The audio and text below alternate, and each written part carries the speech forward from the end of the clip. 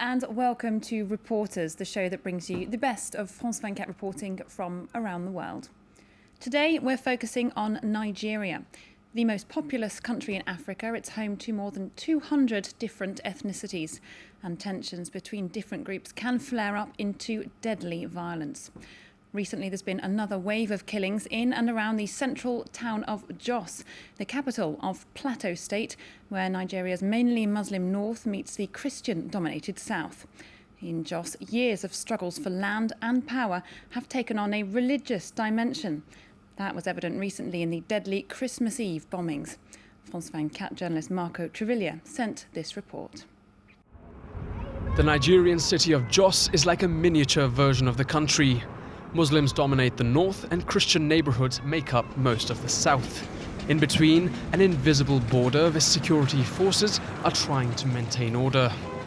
For the last 10 years, the city has been repeatedly shaken by massacres that have claimed thousands of victims. Lately, the clashes have become increasingly violent.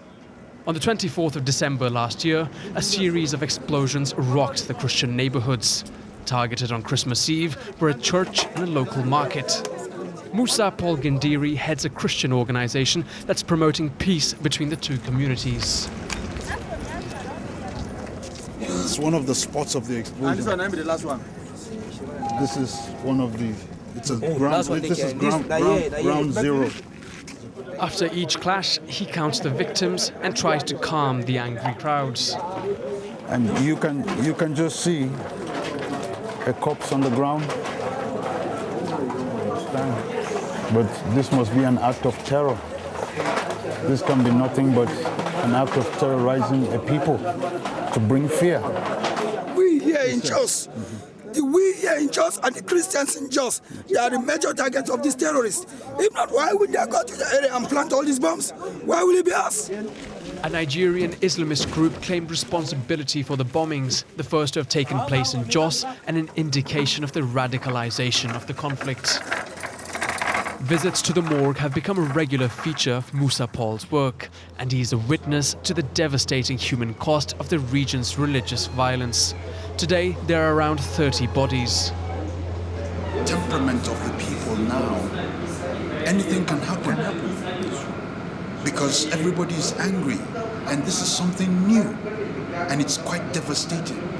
At one blow, many people are dying. So people are angry, and maybe some would want to revenge. It's an ominous prediction that comes true before our eyes. Christians begin to barricade themselves. The youth are checking every vehicle that passes through the area. They're on the lookout for members of the Muslim Hossa community.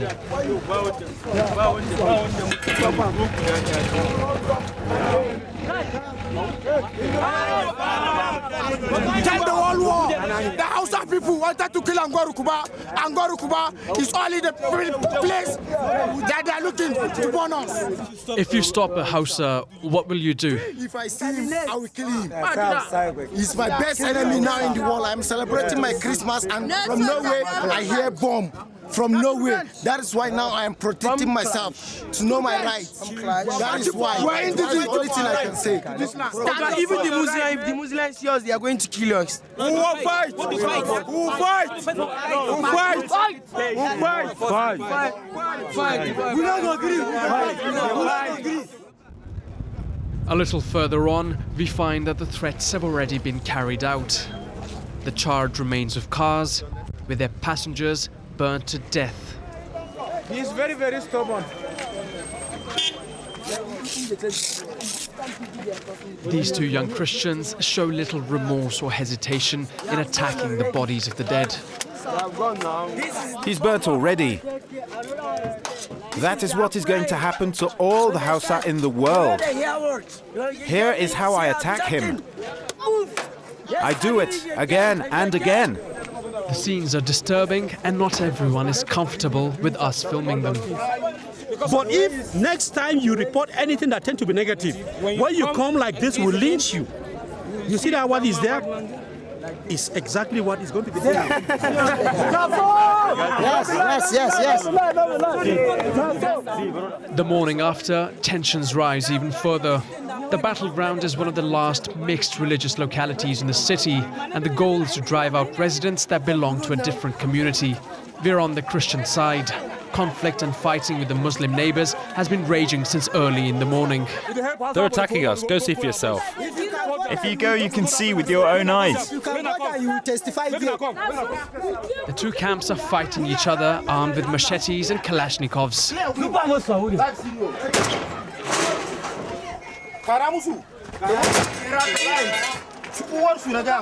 Weapons are readily available in Nigeria, and an AK-47 can be bought for less than 150 euros on the black market. From higher ground, residents are following the combat and cheering their fighters. With every burnt house, with every blow delivered to the enemy, the enthusiasm of the Christian crowd rises. Look, they're running away. Why are you so happy? Because we're defeating them now. Who are you defeating? The Muslims. To put an end to the fighting and to disperse the warring mobs, the army intervenes and begins to shoot without warning. After 2 days of violence, dozens of families, both Christian and Muslims, have had their homes burned. 86 people have been killed and more than 200 are injured.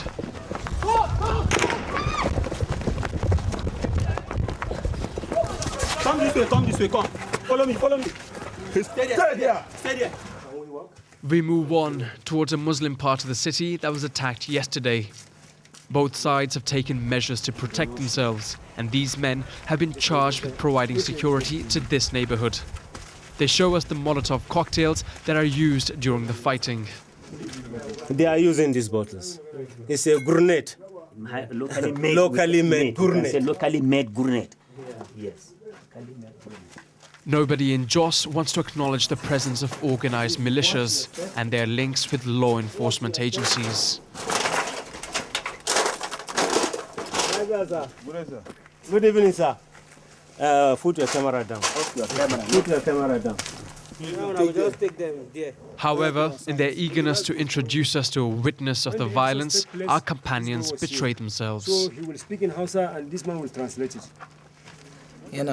I saw a man who tried to burn our mosque. I warned our security service. We caught him with the help of the militaries. We shot at him twice, but he managed to escape. Soon a soldier intervenes and forbids us from filming further in the area. Make sure there's security. In Jos, religious divides run deep and affect everyone, including those who work for the government. The army is made up mostly of Muslims and is accused of only protecting the northern part of the city. The police, similarly, are also said to be biased, but in favor of the Christians. The result is that both forces often end up being targets themselves. We're at the police headquarters when an incident occurs. Now, where is the unit? Good. Now I understand that there's a team of youths who want to come here to protest to me. From where's the radio? Early information coming in suggests that a Muslim army officer has just shot a young Christian. It's because they said one wants to shoot somebody. Okay. So that's why Okay, now, where are they going to? They say that they're coming. What do they want? Over. The slightest mistake could lead to further bloodshed, and Abdul Rahman Akano, the police chief and a Muslim himself, is well aware of this fact. Double. Straight line. Army and police officers take their positions.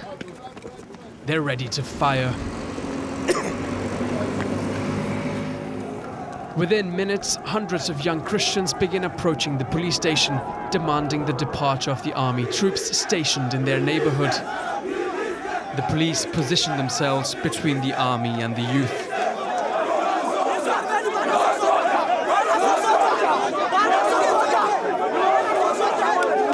We are just sitting in our home. When they came, they started shooting us. We don't like it. Let them go. Let soldiers just go. Let them go. Go. For over an hour, the police commissioner appeals for peace with the protesting youth. Please, in the name of Allah and in the name of Jesus, I ask you to calm down. The commissioner believes politicians are at fault for exploiting the religious differences. I am asking you to go home and go back to your normal lives peacefully. Don't be fooled. Politicians are manipulating you to suit their own interests. It's not religious, you see. People who are fixated in the ways they think, right?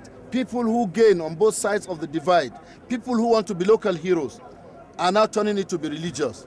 It's not religious, right? But you see, when the church leader wants to be a hero, he'll say, hey, my people, they are killing you. When the mosque leader wants to be a hero, he says, hey, they are killing you. It is not religious. And the earlier that is drummed down the minds of everybody, the better. Thank you, my friend. Amongst the politicians accused of increasing conflict is the current governor of the province, Jonah Jang. For the past 4 years, Jang, a Christian politician, is alleged to have played the religion card in order to secure votes and strengthen his hold on power. During the course of the Christmas clashes, his only intervention was in favor of the Christians, which has only led to an increase in the tensions. We still pray and thank the Almighty God for bringing Jesus here into the world to give us salvation. These are people who are just criminals, who are just bloodthirsty people, murderers. They are going to be dealt with. I want the whole nation to know that we have had enough of this nonsense here on the platform.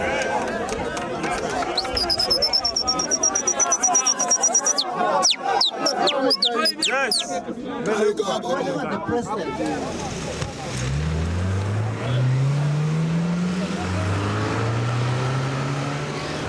On the outskirts of the city, the Muslims are burying their dead.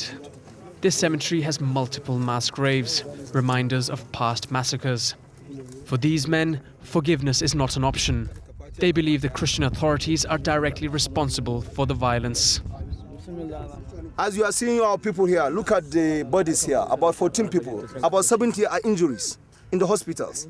And the governor he didn't ask Not why. even sorry. He didn't say sorry. Look at almost 600 people down here in November crisis. Nobody talk. No, this man is cheating us, and Allah will help us. That's it. Allahu Akbar. Allahu Akbar. In Jos, the one God that both communities pray to has done little to bridge the divide. The distrust between Christians and Muslims is growing with each cycle of violence, and the rhetoric is becoming more radical. It is the surge of hatred that has drowned out all the calls for peace. Well, for more now on the situation in Nigeria, we can cross and join Julie Vandal, the correspondent in Nigeria for our sister radio network RFI, Radio France Internationale. Julie, now tensions have been brewing for several years in the region of Jos. How did this all start? Why are people just so angry? Well, it's a complex issue. It's a mix of ethnicity, ownership of the land, power. To sum up what is going on, everything basically started with politics. On one side, you have the Hausa, who are predominantly Muslim, and who arrived in the city at the beginning of the 20th century, who became quite wealthy with commercial activity.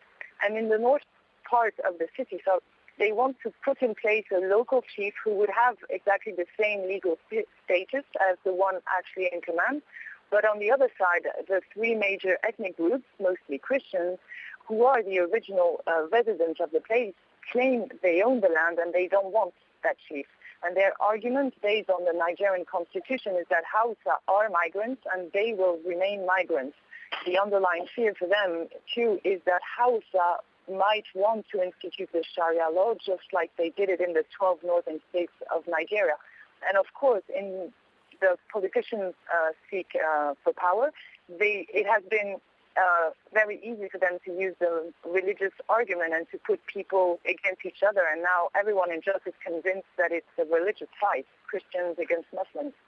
Well, as you're saying, and as we saw in the report, there are now huge divisions along religious lines. Does this conflict risk becoming more and more radicalized? Oh, yes, it has already started. Every time there is a crisis, army is deployed, a curfew is established, people are arrested, brought to Abuja, the federal capital. The problem is that these suspects are often young people, and they claim to have backers. And because these backers are wealthy persons or politicians in Jos, they are never arrested. And this is why the crisis has been going on and on over the years. And the unfortunate thing now is that people in Jos are convinced that they have to revenge and that the federal government cannot protect them. And that is why they decided to arm themselves and to ensure their own security. In the report, there is that picture of a young man shooting with an AK-47. There are militiants too. People call them state soldiers, although, I mean, it is hard to admit that they are. So, yes, it looks like a never-ending issue, getting worse and worse. And in that Christmas crisis, explosives have been used, and it was the first time. Okay, Julie, we're going to have to leave it there. Thanks very much indeed, Julie Vondel, a reporter for RFI in Nigeria. Well, that's it for this edition of Reporters. See you again next week, and do stay tuned to France 24.